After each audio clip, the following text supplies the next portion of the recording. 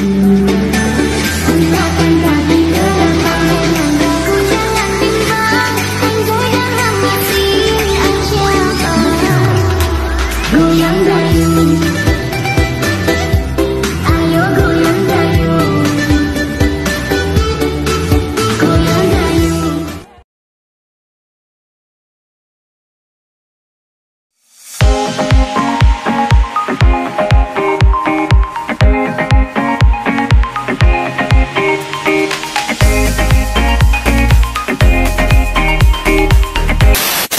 Aku hanya memikirkan satu peraturan penting. Kenapa kau lakukan hari ini kalau kau bisa melakukannya besok?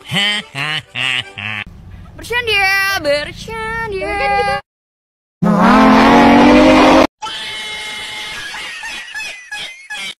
Anda ingin sukses? Anda ingin maju? Anda ingin berhasil? Ya, jangan menyerah. Tekun, giat, semangat. Oh, hai. Sudah kenal maka tak sayang, sudah kenal kok menghilang. Just kidding, forever, underpass, flyover. Oke, dah on nih.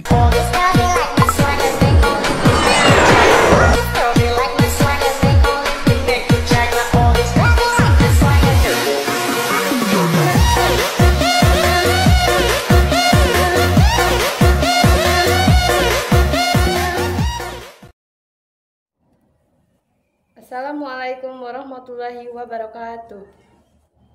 Perkenalkan, nama saya Teni Sulastri, mahasiswa dari Universitas Islam Negeri Fatmawati Soekarno Bengkulu dengan jurusan Ekonomi dan Bisnis Islam, program studi Ekonomi Syariah 1C. Pada kesempatan kali ini, saya akan menjelaskan tentang konsep harta dalam Islam untuk memenuhi tugas pengantar ekonomi Islam dengan dosen pengampu Ibu Iis Rutmawati MH.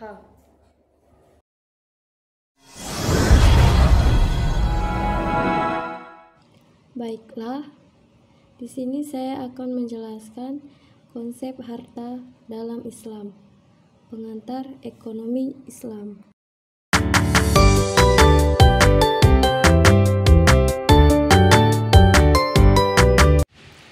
Baik, langsung saja yang pertama.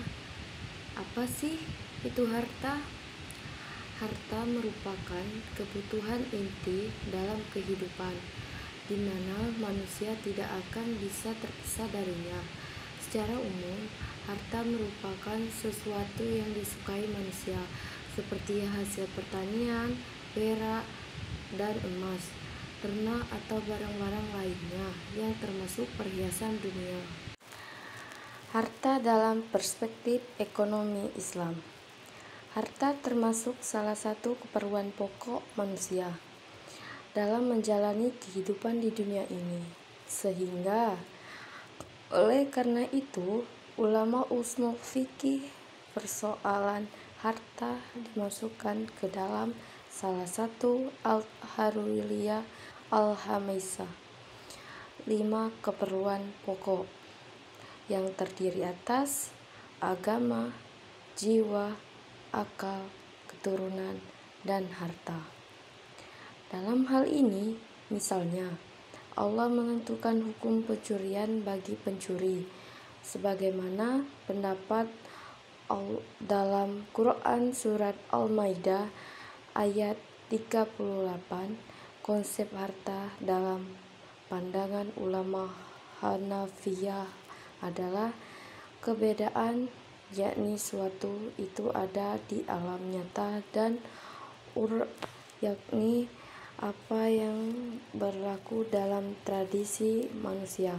Semua atau sebagian menyatakan kehartaan suatu benda, memperolehnya, bersaing padanya, mengeluarkan bayaran sebagai gantinya, dan menerima penyelesaian.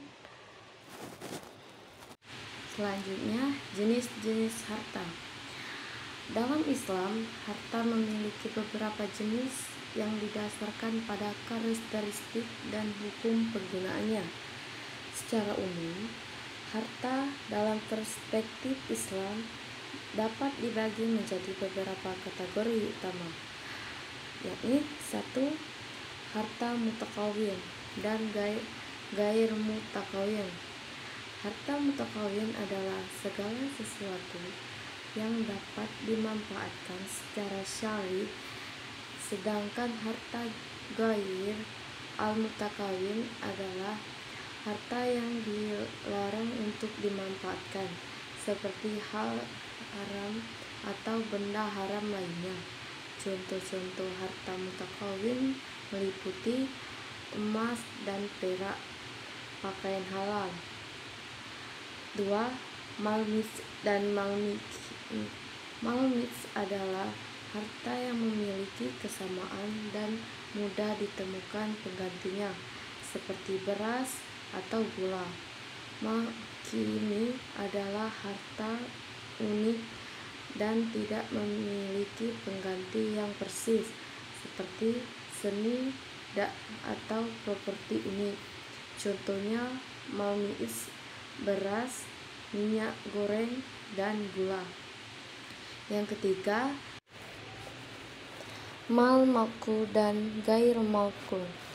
Mal makul adalah harta yang dapat dipindahkan seperti barang dagangan, sementara gair al-makul adalah harta tidak dapat dipindahkan seperti tanah atau bangunan. Contoh mal makul adalah emas dan perak, mobil, uang tunai. Yang keempat, harta ain dan dai.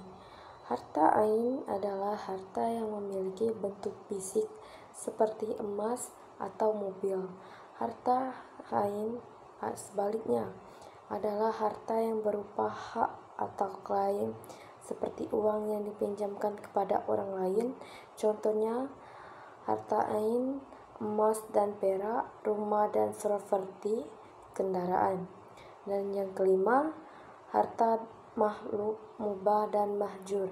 Harta makhluk adalah harta yang memiliki secara sah oleh individu, sedangkan harta mubah adalah harta yang tidak dimiliki oleh siapapun dan bebas diambil, seperti air hujan. Harta mahjur adalah harta yang dilarang untuk dimiliki atau digunakan, seperti harta orang yang tidak cakap hukum. Dan selanjutnya, kepemilikan harta dalam Islam.